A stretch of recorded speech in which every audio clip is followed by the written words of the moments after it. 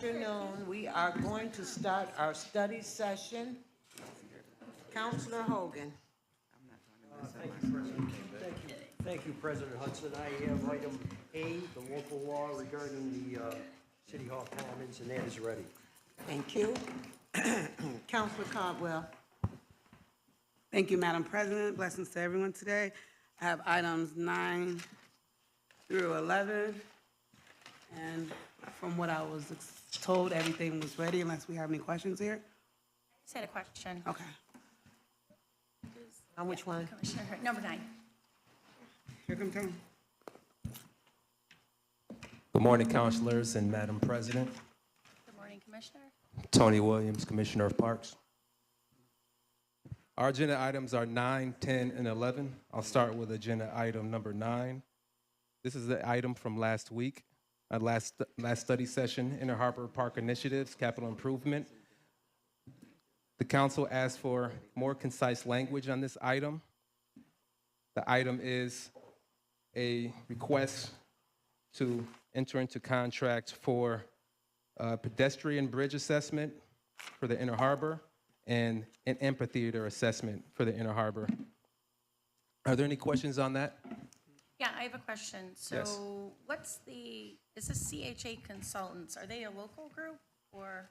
CHA is on our contract, yes. They're on the engineer's contract. Okay. And then the timeline of this work, I know I say only $50,000, not that that's a small amount, but what is the start and stop time for that? I know it's an assessment and then there's actual work that has to be done. Is this all part of that contract? This is going through engineering. I can get that information to you as far as the start and stop, but we are trying to move quickly on this project. Okay. And then also, are you working in conjunction with the Inner Harbor Revitalization Project, or is this completely separate? This component itself is separate. It's just an assessment of the integrity of the pedestrian bridge and the amphitheater. All right, good enough. Thank you. Okay, because the assessment, so I know what you're looking at, that floor, right? The bridge going on there, that, good. Take it all out, put it back together. But the big amphitheater thing, it's probably stronger than this building. So when they assess that, I'm just gonna urge them to kind of just leave that there, leave it alone. Well, this is for the structural integrity of the supporting members also at the bottom. We just want to know what we're working with as far as the amphitheater goes. So once we get the assessment done, we'll understand if the structural integrity is sound. Okay, it's sound. Covering over the amphitheater has held up very well. It's the decking where, Yeah. the decking is terrible. So every year, obviously, we have 15,000 people there for the Pride Festival every year. So we've had to repair over and over and over again. So I look forward to us fixing that decking. Absolutely. To piggyback on that point, as far as the decking of the amphitheater, we are also concerned about the structural members. So before all the projects and the initiatives in the Inner Harbor take place, we would just like to ensure that the structural integrity of the amphitheater is sound. Thank you, Commissioner. Does anybody have any questions on item 10 and 11? Thank you, Commissioner. We're all set. Thank you, Madam President. Thank you. Counselor Green. I actually do have questions on 10, 11, sorry. Okay. Sorry, You're back. Stay here, I Commissioner. need to read my own notes. Okay, so this tree ordinance, is this a result of the Urban Forest Master Plan, or where did this come from? There's our arborist. If you could enlighten us. For this agenda item, I will call up Steve Harris to speak on this point. Thanks. Good afternoon, councilors, Madam President. We've always known that our municipal tree law was due for an update. It definitely was identified in the Urban Forest Master Plan as something that needed to happen. So we put that out to bid, and we're simply seeking that you authorize awarding the bid to Green Infrastructure Center, which was the lowest bid. Okay, and then you're going to work with the new rezone parameters that have trees and other streetscapes? Absolutely. We will have an advisory committee as part of that, and in the development of the bid specs for the RFP, Owen Kearney was involved And we've been talking about this throughout the life of the rezone process, because originally we hoped they would go on at the same time. That just didn't come together that way, so here we are. Okay, that's my question. Okay. Any more? No, number 11, yes. Okay, we're done. I'm good with Trace, thanks. Okay, thank you. Thanks. Are you all set, Schultz? Yes. Number 11? Oh, you have a question on 11? Yes, Okay, please. thank you. Thank you. Thank you, Steve Harris, City Arbors. Moving on to agenda item number 11. It's to enter into an agreement with SUNY Cortland.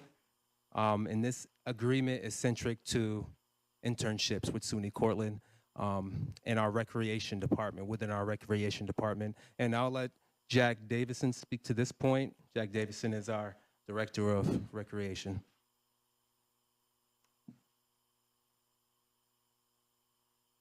Morning, councilors.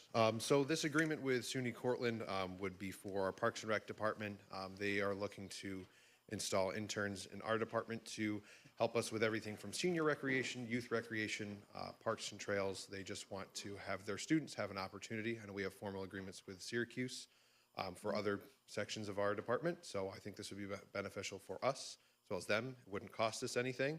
And we could handle, no more than 3, I would say, at this time. And this is unpaid, obviously. It said no cost to the city, but I didn't know if there were other revenue streams or ability to get like temporary jobs to be paid. Nope, it's an unpaid internship. I spoke with the internship coordinator at Cortland, and they have no issues with it being unpaid internships. And you supervise these students? It would be, that would be up to the commissioner, or they're kind of say plug and play, but they're looking to get a broad range, so they would get to see different parts. Say, we have special events, adult athletics, so they get to do a little bit of everything in our department, so. And I think sometime, with stuff like this, there is a marketing element to this, right? And I'm saying that to say, if we do not have the right staff to supervise, to give them the experience they need, I think sometimes it does the opposite than so I'm glad you are biting what you can chew, right?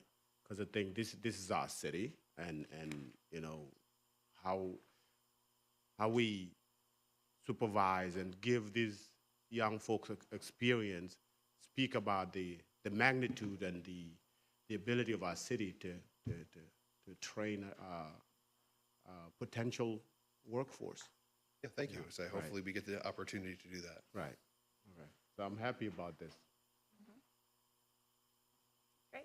We're all set. All right, Counselor? Thank you, Madam President. Thank you. thank you. Thank you. Counselor Green. Thank you, Madam President. Item 12. Good afternoon, councilors. Matt Oj, Commissioner of Assessment. Looking to authorize a full exemption, a shelter rent agreement for property at 313 East Raynor Avenue. This is the existing AOT where we have 191 units of public affordable housing. As part of the East Adams Street revitalization, McCormick Baron Salazar is going to enter into an agreement where their long-term lessee from the Syracuse Housing Authority, who currently owns the property, fully renovate the project, thus ensuring the preservation of these 191 units of housing. We're looking for a 15-year initial term.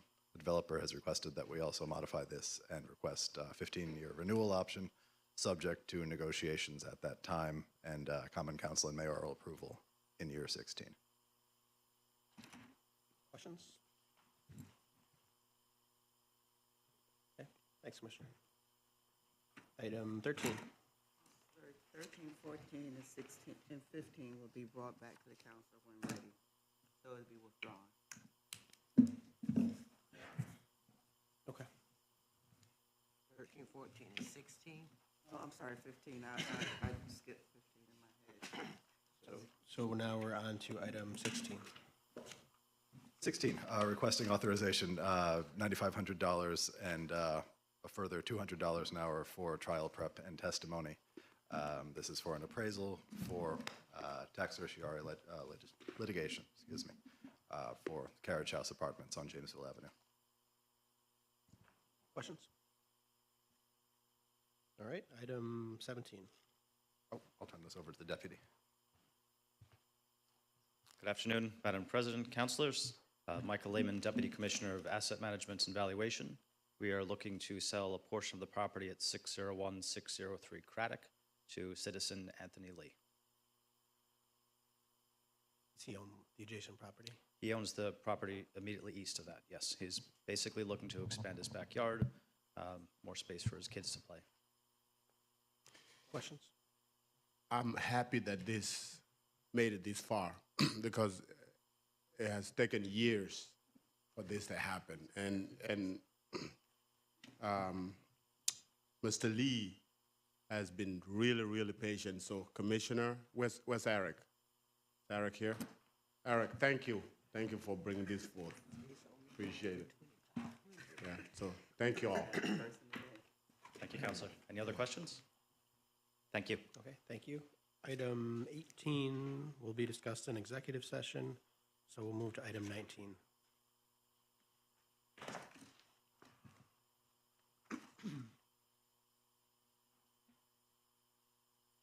Good afternoon, councilors. Anne Marie Deegan, First Deputy Commissioner of Finance. So this is to do a waiver of competitive bid for Bonadio Group to do consulting services for the GABSB statement of number 96, which is basically an assessment of subscription-based IT technology arrangements.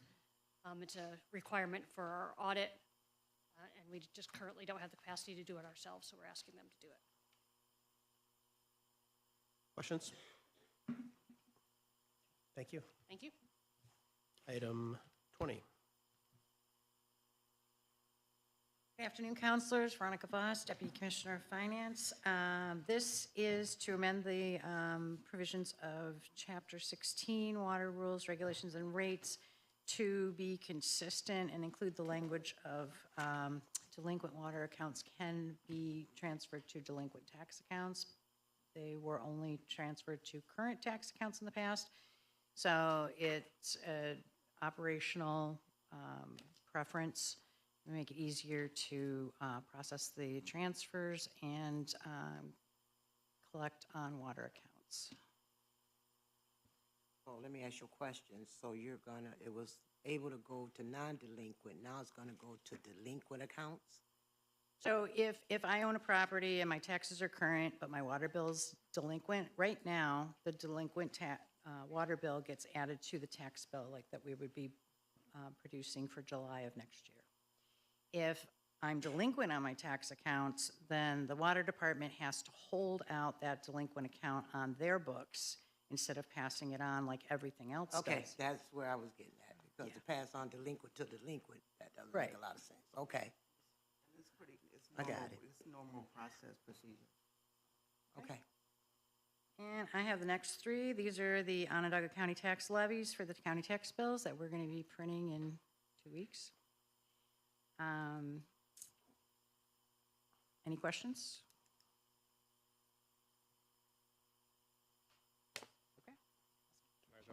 2021 is the city-county abstract. So I have the summary. I'm going to pass all of you. Thank you. We love the abstract. I know you do.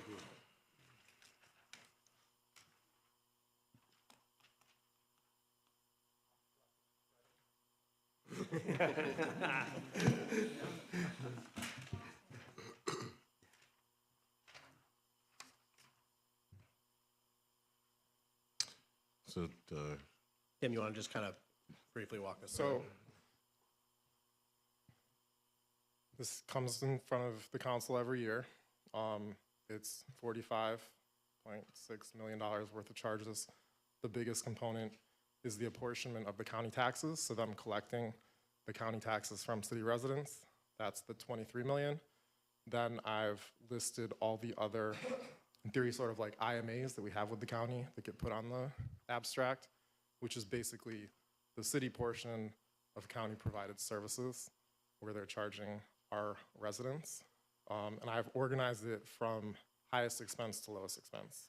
So it's the Justice Center, the branch libraries, the Forensic Science Building, the Public Safety Building, the Criminal Courthouse, and then some smaller programming things at the bottom.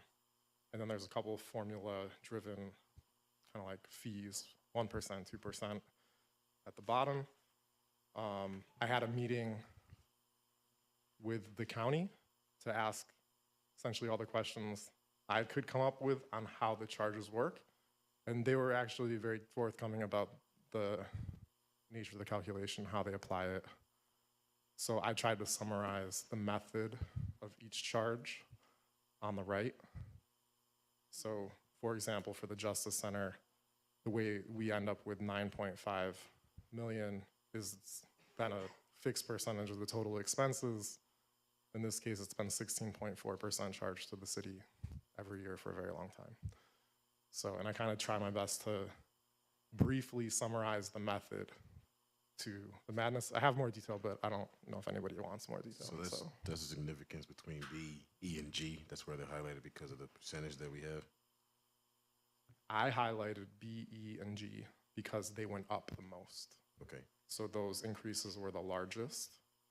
And one of them is the public safety building, which obviously has been, you know, related to fire and police moving. could you explain G? Right. Yes. So G, Department of Children and Family Services, the Youth Bureau, there's basically 80%. 700,000. It's a 50-50 split of expenses. They also have like $600,000 of, talking about G, right? Is that the one? So that bureau has like $600,000 of other grants. That just gets paid. The program, this is really like the overhead admin costs. So it's like $300,000 in salaries, associated fringe, and one other service contract. And the costs they just add it up and they do 50-50, 50% to the county, 50% to the city. So this one went up because they said they had a couple new contracts take effect that included a retro, and they had a position that had been vacant in the past that was filled that made for the percentage change is really large, in part because it's a smaller charge, right? So it's only $200,000 to start. But that's county, so why are we paying into that? because we have all these shared services really that are collected and paid that we at one point agreed to have collected this way, and once it gets on the abstract, it essentially stays the same. There's not a lot of going back. How long has that agreement been established? Say again? How long has that agreement been established? So how long? So when the budget office flooded a year and a half ago and we had to take all the paperwork out, I found a folder from 1967 with essentially people debating the abstract. So I think it's been a point of debate and confusion for a very long time. And I think for the most part it stays consistent. So items like the public safety building and the criminal courthouse and the jail, right? Let's go, Justice Center, public safety building, and the Forensic Science Center. There was a time where the city had its own jail. So then in '93, we consolidated with the county. So our old jail is actually behind the public safety building, sitting there empty. But it's part of that same parcel that we would be looking to sell. I think the public safety building agreement was 1967. So the Forensic Science Center, I think, was, anyways, so there's been different points where we agree to share the service rather than providing our own. We basically agree to some formula at that time. It can be a fixed percent, it could be 50-50, it could be, that's what I'm trying to summarize here. So they do they have like a common methodology for the cost of different buildings, and they put that specific building's inputs on it. What's the 2024 cost of SOCPA? All these have delays, so I think we're really dealing with like 2022, and I don't think the delay is consistent, so I think it's probably like last year's charge, so it's fading off. That's why it drops so substantially. It should be zero probably next year. And then with the urban county planning agency, the $134,000, remind me again what we spending that on? I think it just had to do with the timing of the change. So I think it's falling off. I think as we took our staff back, there must have been some charges that were accrued for the year. I don't know exactly what the 134 is, but I think it's based on actuals. It just had to do with the timing of taking it back. Because we're on a fiscal year, they're on a calendar year. I think there's probably just a gap. Like our fiscal year is July 1 to June 30th. Their fiscal year is the calendar year, Jan 1 to December 31st. Finish up the So year. all these charges are based on calendar years. I think it just has to do with when the change took place. So it's We have staff in the Department of Children and Family Services? no, we pay for staffing in the Department of Children and Family Services. Yeah, they're county staff. So the same way we don't have people cleaning the public safety building, but the county does, and then they charge us for it. So does the abstract get changed now that SACPA has changed its relationship with the city? So SACPA will fall off. It'll go to 0 next year. That's why it's just there, because I think the Does it timing still of the stay in change. the abstract though, but just get zeroed out because it's, or do you change the abstract? I'm not an abstract expert, so. Well, essentially, the abstract is this. It comes to you, and you approve them charging city taxpayers. So certainly, I delete things that have no charge for the current year. So I wouldn't expect SACPA to be there in the future.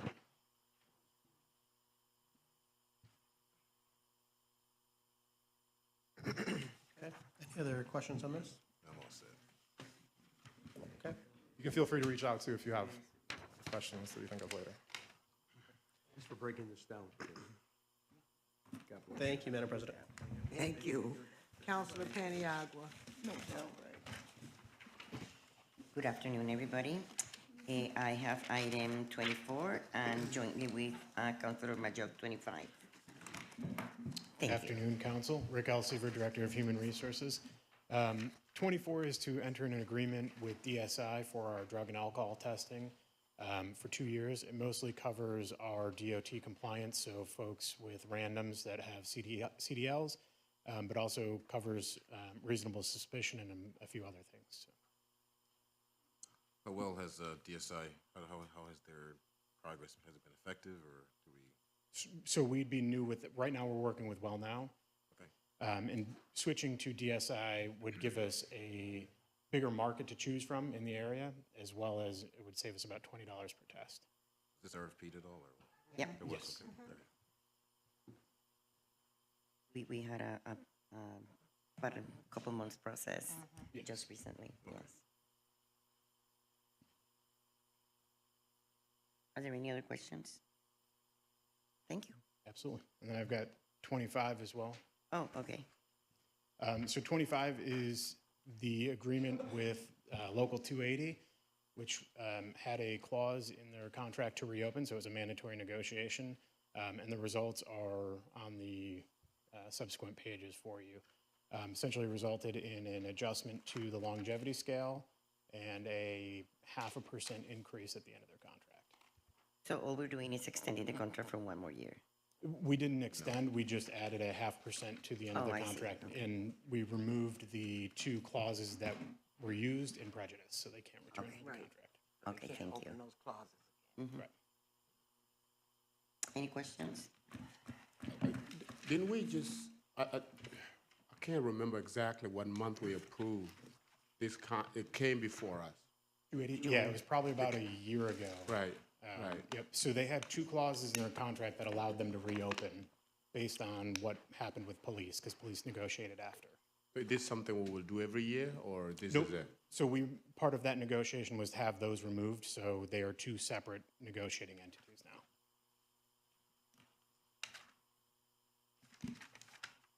Are we all set? The clause is gone. They had their clause that they had a right to be able to go back in. It's over, it's done. Yeah. That's what they got. All right. Thank you, Ray. Absolutely. Thank you. Thank you, Madam President. Thank you. Counselor Gathers. Thank you, Madam President. I have items 26 through 34. We'll start off with Mr. Burke. Good afternoon, Council. Neil Burke, DPW.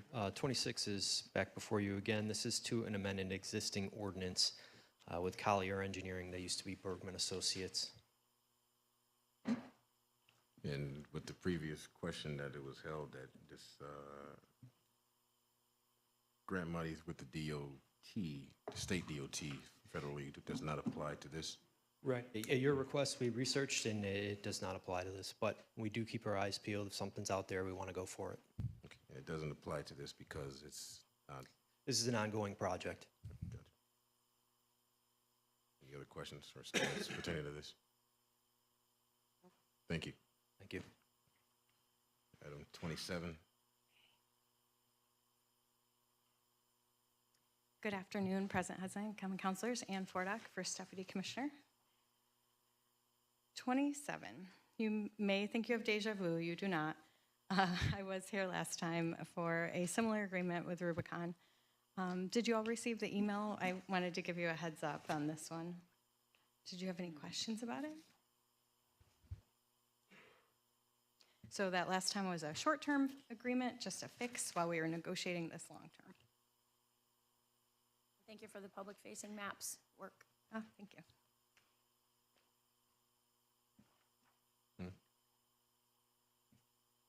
Yeah, we're doing this one with the other trucks and stuff. I have you here. How are you today? Good, how are you? It's not on the agenda, but since you're up there, I have a question.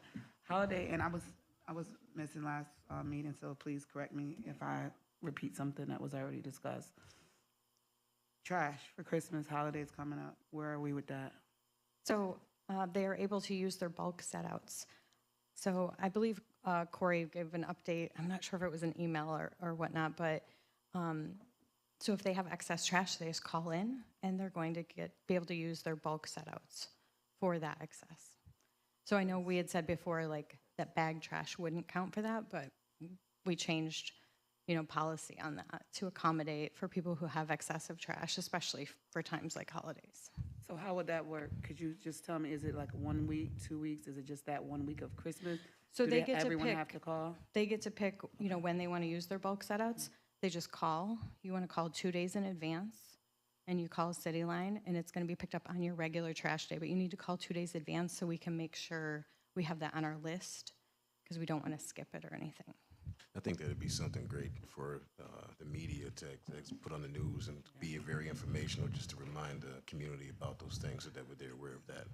Otherwise, we'll be facing a lot of fines in the city for people that So fail to call we in. are working on a mailing that just reiterates. It's in your city service guide every year, but some of us keep it adoringly on the fridge all year long, and some of us don't. So it is in there that you get bulk setouts that you have to call City Line in advance. So it is going in the latest city service guide that is at the print shop right now. But we're also doing a separate mailing about how to call in and request a bulk pickup. Sorry, not to Yeah, interrupt. it's We fine. couldn't just make that week just say, like, because you're going to get a massive of calls from City Line. Like, we know that people are going to have a lot of trash that week to say, hey, if this is the only week of the week of Christmas week, because we know families are around, we know that there's going to be excessive trash, you have one time to do a bulk. So you're suggesting in perpetuity for like every year going forward that we just make the holiday Well, week? I'm just saying, like, until we figure out the holes and how to fix this, Christmas is in 2 weeks. Thanksgiving just passed. People still have trash from Thanksgiving in their house, in their other trash can, waiting to try to maneuver. I've gotten several calls. So I just want to make sure that we don't have trash that's going to just be dumped all over our city during that week, and it's only 2 weeks away. No, Counselor, one thing I would just say, because I think it's a good point that a lot of people are going to have parties and they're going to maybe not know, but I also don't want our guys, if we publicize free trash dumping anywhere in the city, no consequences, our guys are going to be in harm's way too. So I think we got to make sure we find that right balance of. I appreciate that, Counselor. I mean, I think that one of the key parts of this is when they call City Line, they get educated about what's allowable and what's not. And we do find that sometimes they call and say they're putting out one couch and they put out the entire house. So we want to prevent that as much as possible and give them the correct information. And I think that that is so critical, that dialogue with City Line when they call in, telling them it has to go out on your trash day. Please don't set it out weeks in advance. You're going to get cited, right? and what is allowable and what isn't. I appreciate, I just don't think City Line's prepared for the cause that's I about was to just gonna happen. ask, how many people do you have working on City Line? There's 4 plus their manager, so 5 that can answer calls. What about the Sear City Line app? Because there is a place to report bulk pickup there. So is that the same thing as calling City Line? So right now, that doesn't allow you to, like, you could just go in and it doesn't restrict you to 48 hours before your trash day. So we are working on a solution to that. But right now, it's City Line that meters that, you know, they know your trash day. They say, okay, your next trash day is Tuesday. You can't request it on Monday at 5 p.m. To put that on Tuesday. It's going to have to go to the next week because we need that on the list so that we get it picked up correctly. So Friday, at what time is the deadline for Monday trash So pickup? City Line closes at 5 p.m., but you want 2 business days. So if it's on Monday, I would want Thursday and You need Friday. to clarify the 48 hours is actually 48 business And hours. that is clarified in every dialogue that City Line has. So Thursday is the deadline for Monday set out. That's correct. So City Line has that conversation about how they have to call 48 hours in advance, what's acceptable, and that it's on their trash day. So how long is it going to take to update that website, the app, so that it's more real time, what you just said? We're working on a solution right now, but right now, City Line's, you know, they're really the front line in communicating with the public on this. And it's been in the city service guide for decades that you have to call City Line prior to setting out a bulk set out. Don't we pay for the Sear City Line web service? We pay company for that, right? We don't do that internally? Correct. It's a program, correct? So you're not wanting to make that possible on the app, is what you're saying? Or do you?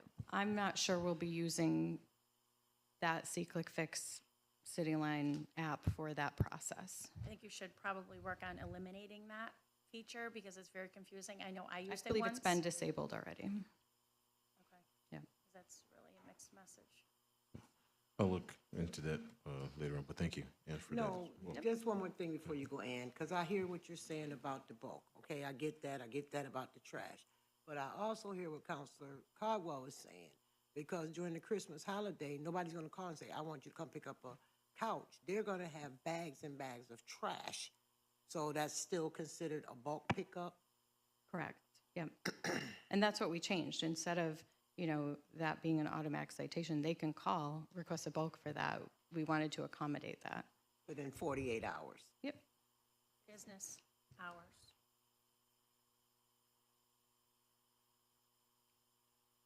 Thank you. You're welcome. Thank you. The 28 and, let me see, I think 29 might be, 30, might be all together, 31? No, they're not. They're all separate? We'll do 28 then. Good afternoon again, Council. Neil Burke, DPW. Number 28 is an application to apply for the New York State Transportation Alternatives Program, which is a grant that funds pet and bike-focused items. And these funds will be used for the Lemoyne Avenue Greenway, which is part of the adopted bicycle master plan. And this is to support enhanced mobility and community improvement activities. This is an 80-20 funding opportunity, so there's a 20% local match. We do have a pretty good track record of getting these TAP grants too. Just to let you know, those ones that's application only, they're gonna come back to the council for the agreement authorized in the bond. Okay. This is just Why Lemoyne Ave? Lemoyne Ave is one of our longer stretches on the bike plan. It's got a significant price tag attached to it, so rather than put it through as a normal CIP item, as I mentioned earlier, if there's funds out there for the bigger projects, we want to go after them, and this is one of them. You know, Lemoyne is also a racetrack too, so I think we let the police department know about that. I know that they occasionally have speed traps up there. Absolutely, as part of this, traffic calming's part of the grant, so that's something that they're looking at. That people will be happy about that. And with 29 too, I know these are grants, but as long as you keep the Parks and Recreation committee involved and Certainly. what's going to happen and myself too, so. And just a side bar thing with bike, pedestrian crosswalks and things like that. Is there signages that state that all bikes must stop at corners and things like that, just to permit safety on both ends, the driver of a car and also a biker that's also pedaling? Because I've witnessed myself, bikes just drive straight through, you know, without stopping and looking, and it could cause some injury. So we don't post that signage. We do post signage for motor vehicles, you know, stop signs. Those are not optional, by the way. Right. But you know, if there's a public outreach campaign or if there's some targeted messaging, well, we can take a look. If you know there's a problem spot, just let us know. Thank you. You kind of sort of do, because I know down there on Franklin Street, you tell the bikers they have to dismount when they're get off across that street. Yes, for some of the trail crossings, you are required to do so, and that's a regulatory sign. So it's part of the design, it's part of the installation. That's why it's there. But you know, on a Is there a difference with run-of-the-mill city and bike state? lane, there's a little bit difference. So there's a difference with city and state with the bike lanes and laws? Depending on what it is, you know, if it's a pathway that's separate from the road, yes, you're going to see a little bit different signage out there. But if it's on the road next to the curb, we typically don't post it. But again, if there's a hot spot you know of, just let us know. So with the application number 28, First Ward Park, as you know, at the intersection of Second North and Lemoyne, there's the eroding staircase that's been there for years that is unwalkable. Is that area going to be included in this application? We can take a look, but I believe that's part of a separate project that's ongoing. You have 29 as well? Yes, I have 29 as well. This is another Transportation Alternatives grant application for what is referred to as the West Side Trail Project. This is to potentially utilize the disused railroad bridge that crosses over Geddes Street, and this would allow pedestrian and bicycles to avoid that intersection and get them up and out of the way, a little bit safer access to and from the Fowler School area, which is part of the reason why we applied for that one. It's a really big one, so we went for the max amount, but the reason why we chose that one is because it's right next to Fowler. Would this connect into like the larger bike network? So if we get this, if we are awarded this grant, you know, that will kick off some additional planning on our end, capital dollars, as well as if there's other grants. So we'll take a look at the area-wide issues. But for this specific one, funds are capped at that amount. So we're focused on the bridge first. If we get it, we're off to the races with a lot more planning, a lot more outreach. And we will also work with the parks folks, because they just recently, I believe, came to an agreement for the Light Bar Park area. If we were awarded this, does it start to become feasible to connect downtown to the near west side to Tip Hill? Yes, yes, this is really the linchpin. That's why we're going for it first. Perfect. Thank you. Yep.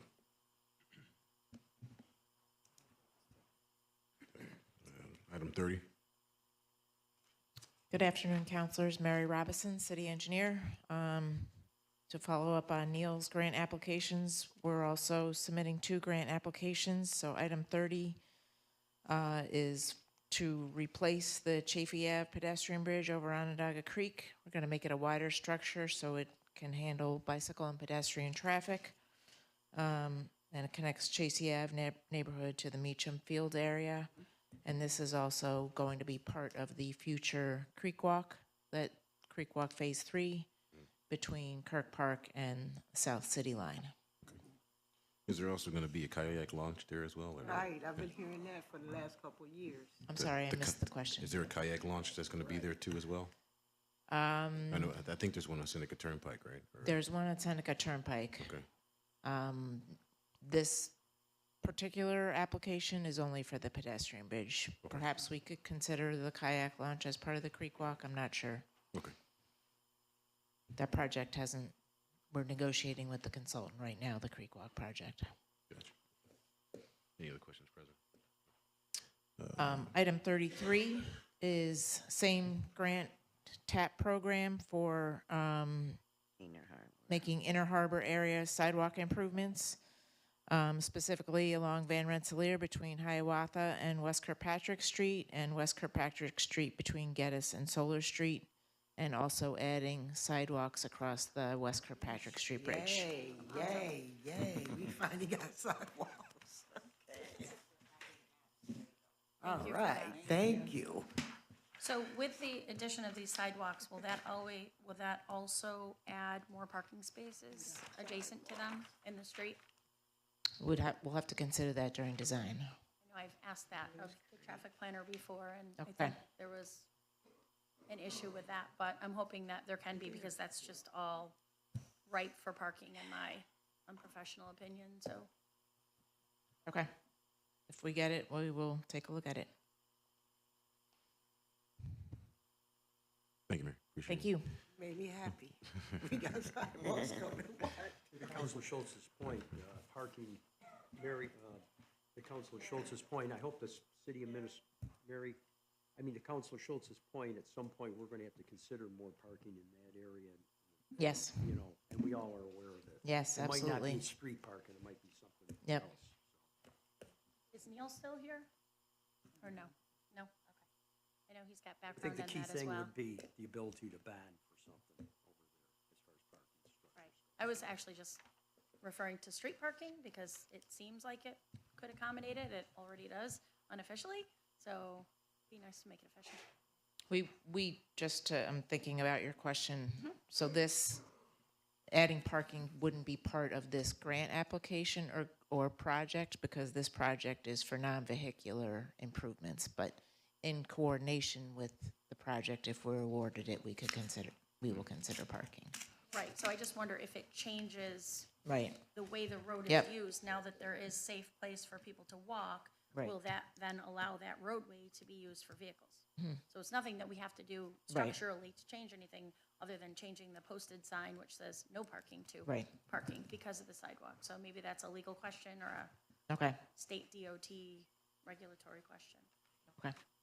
Can I ask the question though, Mary? Because if that's the case, whoever's building over there should supply parking, correct? Yes. Okay, because I mean, I know it's buildable and there's tons of buildable space, so if they're gonna build, they need to put the parking in place. Yeah, I'm not in depth into the zoning, but with any development, you're required to provide parking depending upon the occupancy of the building. If it's a private facility. I mean, a private developer building properties would have to supply parking, correct? Right, but Well, there's going to be a I large don't know public how it would, facility over the inner harbor, and somebody, either the county or the city, are going to Right. have to mitigate parking over there, Mhm. so. You know, I mean, because otherwise, we don't want, as we all well know, we don't want huge parking lots. No. I mean, around the inner harbor, so. Thank you. There's no other questions, comments? Thank you. Thank you. Item 32.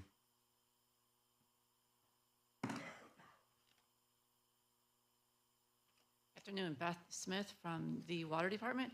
We have items 32 through 34, and item 32 is to renew the contract with EDR. They provide our general engineering services, and we'd like to renew it for the additional 2-year period. Any questions on that?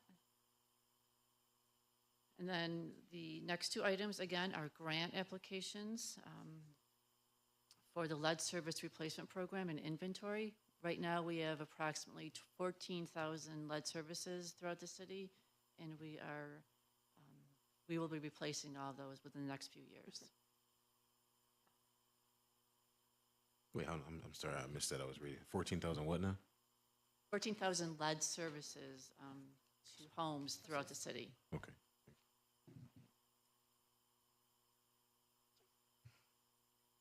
Any questions? Thank you. Thank you. Thank you, Madam President Mosa. Thank you. Counselor Schultz. Thank you, Madam President. I have number 35, and this is a resolution to recognize Riley's Restaurant, which I know Counselor Hogan is very familiar with, which was built in What does that mean, 1897. You're giving me that look, I can see it. Your pals. Counselor, I was wondering maybe there'd be others who would like to Oh, co-sponsor absolutely. this. Yep. In fact, my uncle used to own the Park Inn years ago. He was a famous short-term investment broker over there too, besides being a saloon Excellent. keeper. Well, I was hoping the whole council would get behind this and propose it with us, so. Awesome, thank you. Thank you. Counselor Hogan, your turn. Thank you, Counselor President. 36, and that's Mr. Ennis. Right. Good afternoon, councilors. Eric Ennis, Neighborhood and Business Development. The request before you, item 36, would be the increase of a contract award, which is a grant-funded program that we've been operating. And so what this would do is increase the contract amount with Omni Procurement Solutions, who's been acting as a consultant operating the program on our behalf, increasing the contract amount from $202,000 up to $245,000. The reason for the increase is that we were able to work with the state on getting an extension through the program, which will go until March 31st of next year. So that extra 3 months or so, this increase in the contract amount, all of which still is related to the grant-funded portion, will be able to increase, and they'll be able to continue working for us through March. Okay, there, got some down. Any questions of Eric? This is a great program. Any questions? Okay, I think you're. Thank you. President Hudson, 37 and 38, as you are well aware, since you participated in negotiations over the weekend, is about the Housing Trust Fund Corporation. We worked on some changes in the legislation. I apologize for us passing it out. I probably don't have enough, but there's a couple changes in the Articles of Incorporation and the ordinance that will make, that made myself, Councilor Allen, and the folks from the Land Bank more comfortable with this legislation. So now there's not an ordinance in there. Oh, there it is, okay. We need Amir. In Articles of Incorporation, okay. Counselor Gathers, do you need a copy? This Madam was, Clerk, we just worked on this, we just finished this just before the meeting started, so I'm comfortable with this legislation. If anybody has any kind of questions regarding it, please let me know. I think Michelle, we went over this, we've had 2 public meetings on this, so the changes were basically regarding the ability of the Housing Trust Fund Corporation to own property, and we excised that from the legislation. So, is there any other questions? Michelle, has the state indicated how quickly the money can be here? They have not given us a firm timeline on that, but we're in ongoing conversations with them, so. And you're pretty sure that's going to happen? Yes. Because I Yes. know, I think some of us would have been comfortable if we got a letter saying that they're definitely going to do it, give us the money. Is that possible, or? I can just start this thing? Sure, Deputy Mayor. Deputy Mayor Sharon Owens, we've been in direct communications with ESD, who has been the agency, once the governor announced it, allocated the money for them to facilitate it to the city. So we, as Michelle said, we've been in direct communication with them around getting us the funding. I'm confident that that every commitment they've made to date, they've been good on, so I'm confident that this one will come through as well. Well, I think this, obviously, I think this is an important vehicle, but I hesitate about the money not being there, just creating an empty shell, basically. But I'm comfortable with the legislation. I think down the road, if we get the proper funding, I think this will be available too, as far as addressing some of the housing shortages. If there's any other questions from the council? And I appreciate President Hudson and Councilor Allen and some of us who worked on this issue for a while, and of course the NBD people too. So I talked to Michael last night about 9 o'clock. So okay, this is ready. I guess. Just looking at it. I almost thought it was almost ready. done. Almost done, Majok. Councilor. Just looking at it, Almost got to Deputy the goal line. Commissioner. Just looking at this, we had spoken before in the committee that we gotta be very explicit in terms of incorporating like a non-compete clause into Has that been put in there? 'Cause Sure, so I the looked way at it that we too were fast. to address that feedback from the council was the addition of 2 board member appointments. So previously, we had proposed a 5-person board of directors that would be effectively 2 council appointees, 2 mayoral appointees, and then 1 joint appointee.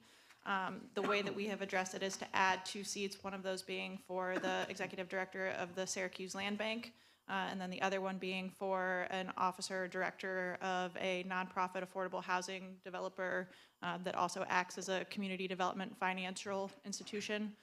So the idea with that would be that those entities that are I think those were the groups that were the most expressed kind of concerns about potential competition for funds. So by adding those seats to the board and having them be able to represent those particular interests during board conversations, that would help ensure that there was always kind of a seat at the table and that those conversations were happening at the board level, so that we could have a consistent mechanism to make sure that the Housing Trust Fund wasn't opting to take any actions that were going to become problematic. And I appreciate that. I'm a little bit cautious when it comes to that because, you know, Understood. we are in a political environment and offices changes. Understood. And you know what I mean? And then when new power come in place, new people, it's I don't know Certainly. if So- we want to vest that power into the hand of. So the Articles of Without being Incorporation, the explicit. proposed Articles of Incorporation explicitly stipulate that those 2 organizations or those types of affiliations must be a part of the Board of Directors in perpetuity. So the idea is that it's something that will transcend kind of a current composition and go beyond for subsequent administrations. So, thank you, Michelle, for this information. I have to read it later, so it's a lot. But, so, I know when we talked before, one of the questions, my concerns was, how is this sustainable? And are we creating a mission statement behind this? Like what, I understand the importance of the housing trust, I get it, but what is like, how are we gonna keep this going, right? Sure. With the budget, and then also, like the mission statement, we don't have a mission statement. Is this to try to hope and focus on,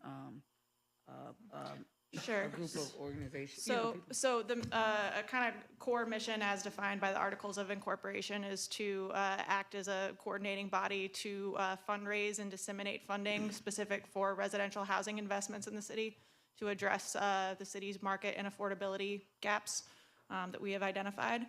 Kind of particular determinations on exactly how that is going to be done is going to be left up to the Board of Directors in terms of what does an exact program design look like. There are several funding streams that we have identified as ongoing options for the board to look to kind of continue to sustain the investment in the Housing Trust Fund. I think the role of truly kind of all boards of directors is to balance the mission of organizations and the kind of fiscal health of those organizations. And so I think we realize that the kind of funding streams, exact cadence and coordination of them are going to look different over the organization's life cycle. I think the idea that we're working towards right now is that we would work to build up as large of kind of a seed fund as possible to kind of as an initial starting place, and then continue to work with the board and the council to identify other ongoing and kind of predictable revenue sources for the organization. That will remain a top priority for us. So it's gonna be a housing fund that the 5 or 6 board members are gonna be the one to create, 7 board members are gonna create the mission behind why we're having a housing fund and who we're funding? I'm just trying to I mean, understand. largely the mission is to implement the strategy that the council adopts and that subsequently the Housing Trust Fund Board would adopt with all of the ongoing kind of housing study and housing strategy work that we've been doing. So it's been made very clear in all of the work that has been documented to date that we need an implementation vehicle. We've heard that feedback from you all. We've heard that feedback from residents. And so this is our means of how we're looking to try to accomplish that. Councilor Hogan, maybe you and Councilor Alec can get together and kind of like update the council on the process that you have gotten to this point here, so they can have a full picture of what Michelle is trying to say. Well, I think this addresses what we all know. I Yeah. mean, tomorrow, I mean, not only are there over 5,000 housing vulnerable people, and we run into as counselors all the time, people looking for places to live, But tomorrow morning, I'll be walking down Montgomery Street on the other side, and the County Industrial Development Authority is going to be approving secra for the White Pine, which means we'll probably see construction start in November of next year. And once the construction workers come, and then after that, when those chip fabs are, we're going to have a real housing crisis. And I think we've all realized that through all the good work that the Housing Task Force has done. President Hudson and myself have been, sit on that task force, and we have a housing crisis in the city. That's basically it. And this will give us another vehicle to address that. Home Headquarters does a great job. Our people in the Land Bank do a great job, and certainly but we need housing at almost every level, so.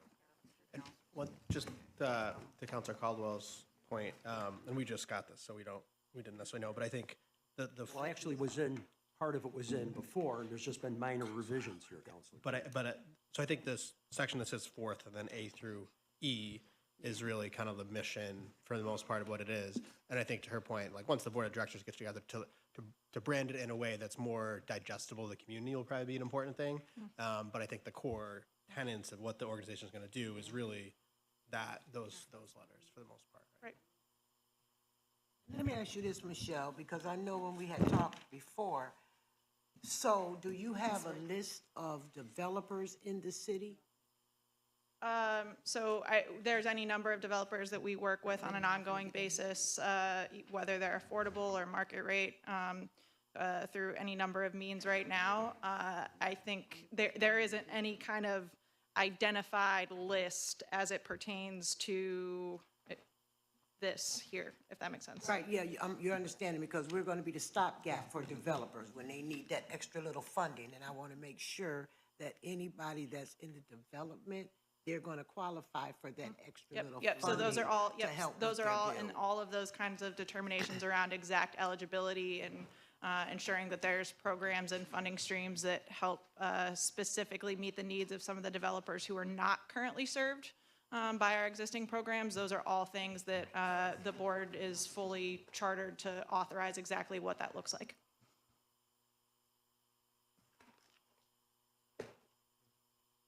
Counselor Hogan, the Board of Directors detail that's in the book doesn't appear in these legislative items, so is that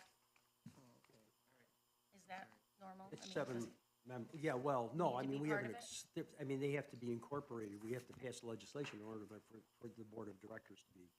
But it doesn't have to be noted in the legislation? I don't The think Board so. of Directors? I mean, comes we up- It's defined based on the appointment schedule and how the appointments are to be made, but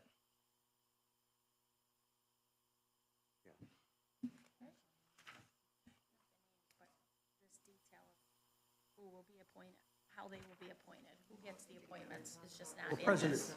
yeah, in the legislation? Joe? Not in the ordinance. Yeah, Constance Michael Collins, Commissioner for Department of Neighborhood and Business Development. It is within the, I believe that what Councilor Hogan passed out was the certificate of incorporation, and Councilor, it is spelled out within the certificate of incorporation. In the ordinance? It's the ordinance specifically authorizes the attached articles of incorporation. In one of these documents you just gave us. This thing, right here. Clerk, I know we just got this, but maybe for Monday, we put it in as a supplement? Maybe we put this in for the supplement on Monday? Yeah. Section 2 of the ordinance. Yeah. Section 2 of the ordinance. Remember, this is only a draft and everything, and like I was saying, that Councilor Hogan and Councilor Allen been in communication with the two commissioners there, and they all can get together with the council, those two, your two colleagues can get together with you all and update you on everything. This just was sat in front of you today. I think that they did a pretty good job with where you're at today, but, you know, all y'all questions can be asked to them too, because they know answers to them and stuff. Yeah, any appendix can be added. This is just a draft. I understand y'all just got today.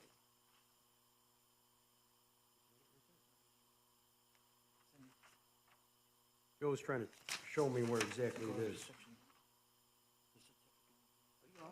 You all have time to look at it if you know what I'm saying? Time to look at it if you don't want to ask them, add it. Well, we Item can 12. go through this and. We'll go through form this and we'll- quick decisions by Monday. So this is, thank you.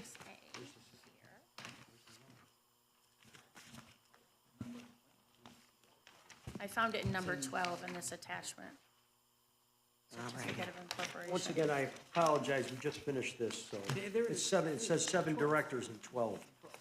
So, 12, and that's Appendix A. Okay, now they connect. of the ordinance, Got it. certificate of incorporation. They connect. Ordinance locks it in. Yep. Okay, so. So President from now Hudson? till Monday, we have opportunity. You all have an opportunity to speak with each other. All righty. So, we're gonna move on to Counselor Majok. I got excited, I forgot it was my turn. What you got excited for? All of this. Hey, you got excited. Got excited, I forgot it was my turn. I have, I have item 39 through 48. You ready? Yes, sir. All right. Deputy Mayor Sharon Owens, Councilors, I have items 39, 40, 41, and 42.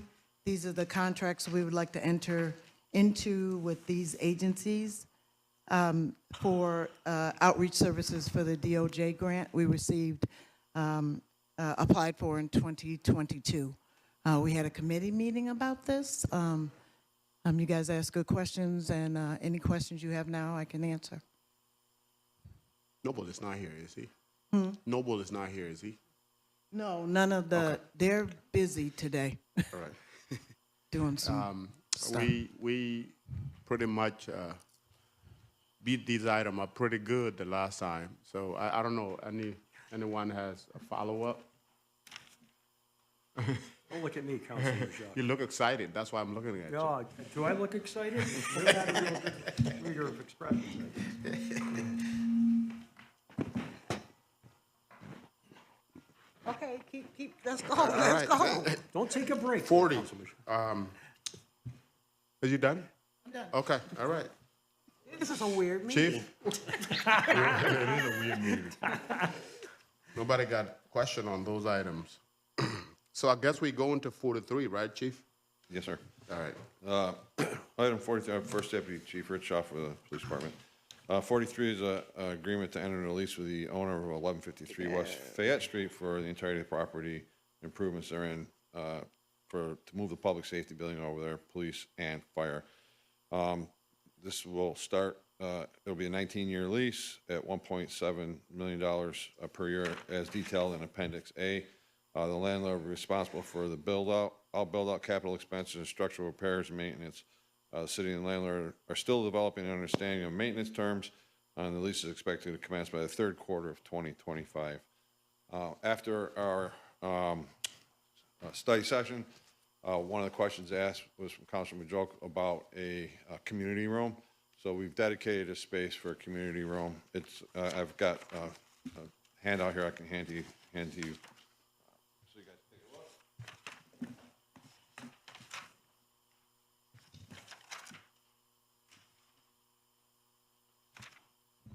I got it. Make sure I didn't hand that off too.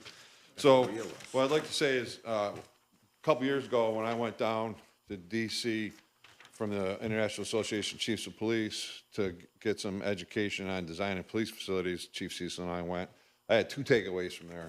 One takeaway was to try to secure your facility so that there wasn't a lot of people wandering around it.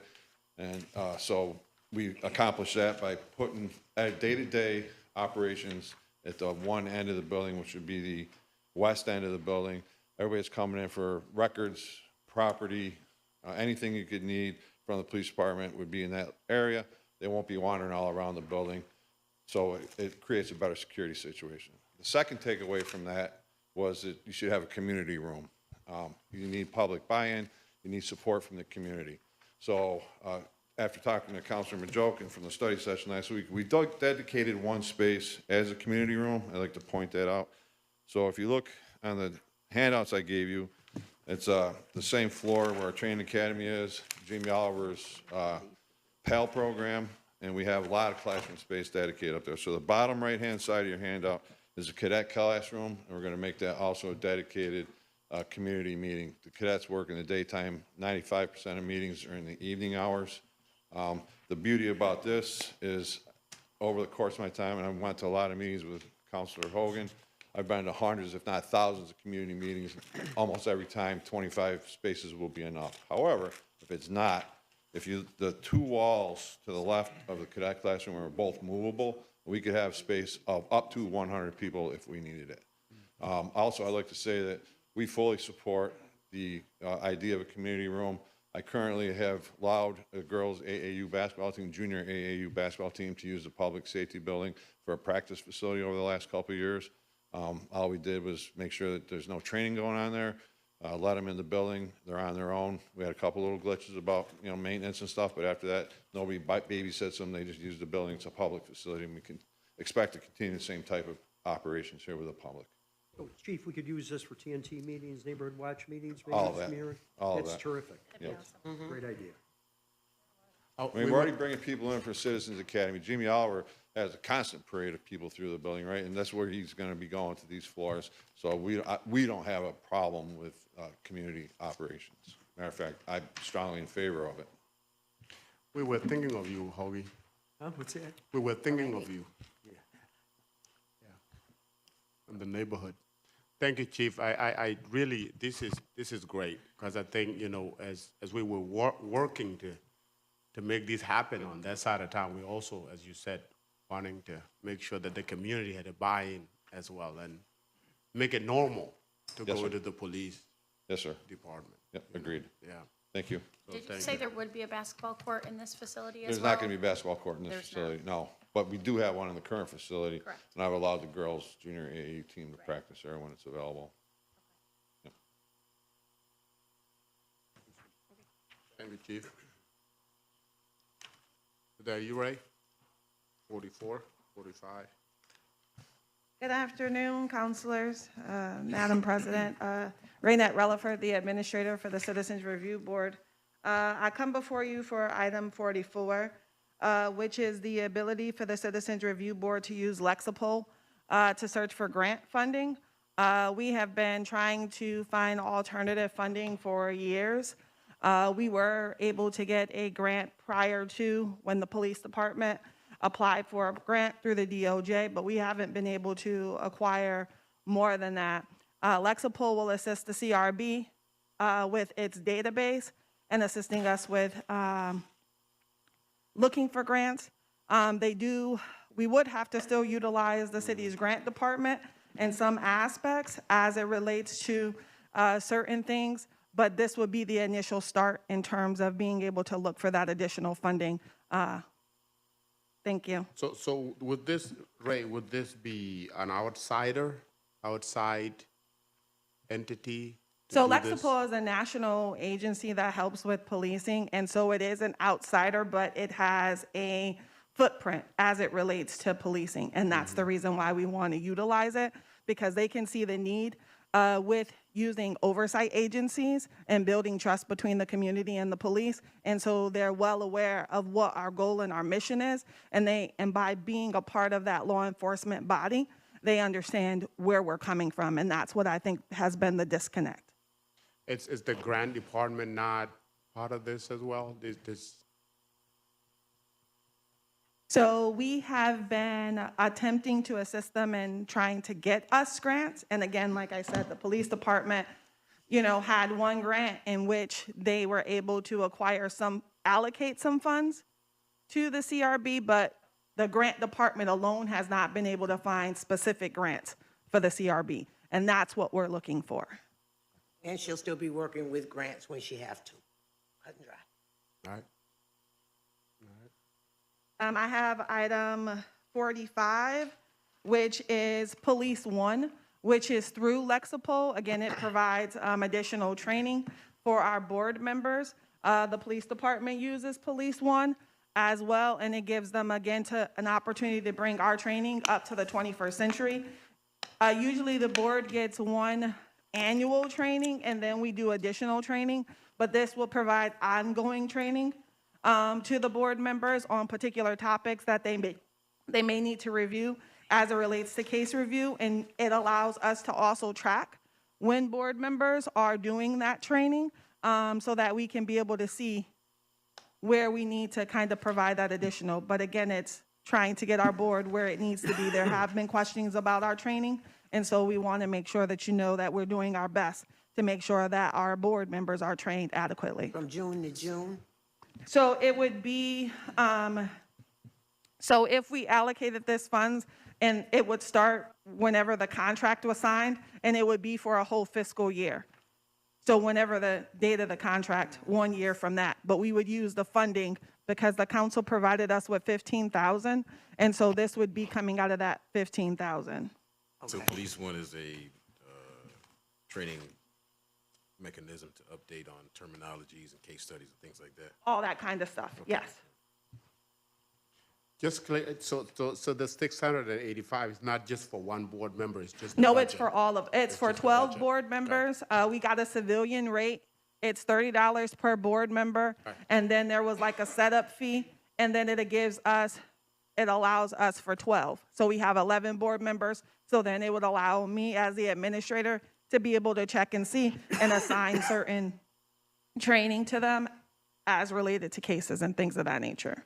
Everybody will receive the same training. Everybody hopefully will receive the same training. Again, we can see if the board member is accessing it, and hopefully that's another mechanism. Instead of giving them this binder and saying, hey, go read this, we can, again, we're trying to move us up to the 21st century. Other questions? Well, how many board members do you have that's terming out right now? So we have, currently we thought there was going to be a term out at the end of this year, but it's actually the end of next year, where most of the board members we're going to be looking for another mayoral, we're going to be looking for, with the redistricting, that's going to become an issue, is what we're thinking. We don't have a current appointment in the 4th district, but then our current 3rd district appointee, she's actually going to be in the 4th. So that redistricting is gonna have to kind of be looked at as we move forward when we're looking at how the districts are laid out and who's going to be each district's appointee besides at large. Okay, so all of your members are current until next year. That is what I see as of right now, following up with the clerk's office just to confirm, but that's what we see currently in terms of. I dozed off. Okay, we'll take care Yes. of that. It's my job. We good. Okay, Thank you. we good. All righty. Thank you, All Ray. righty. So we got item 46, 47, to accept funds, right? Yep, these were donations given to the fire department for our fire prevention week, where we had an open house at Station 1. Donations are good. Pardon? They are great, thank you. Thank you, thank you. My daughter used the bounce house, can confirm it worked well, so. Okay. The last one is item 48. This is, we'd like to apply for a grant where we can actually get CO detectors. Right now, where you normally get grants for smoke detectors, this one is specifically for CO, and this will allow us to install CO detectors and replace any that we find that are faulty. Thank you, Chief. All righty, we're good with that one. But before I end this meeting, I would like to say, because I know that we have 2 counselors, this will be your last study session. 3 counselors. This will be your last study session. You'll have 1 more voting. I want to just say it's been a pleasure working with you, Counselor Green, you, Counselor Allen, and you, Counselor Schultz. What the future is going to bring for you guys, we never know. You might pop up back down at this table. We don't know, but I just want to say thank you for your... once.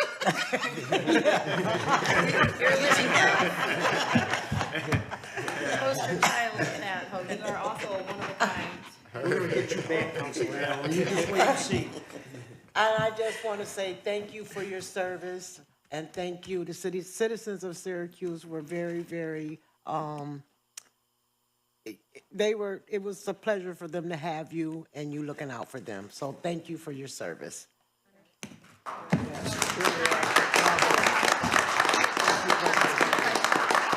And with that, I need a motion to adjourn. So moved. Second. All in favor? Aye. Meeting adjourned. Weird, but good.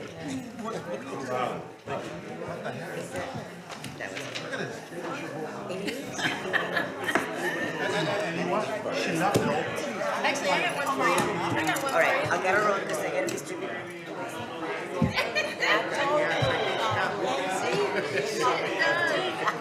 What can I say? It's the quarter girl.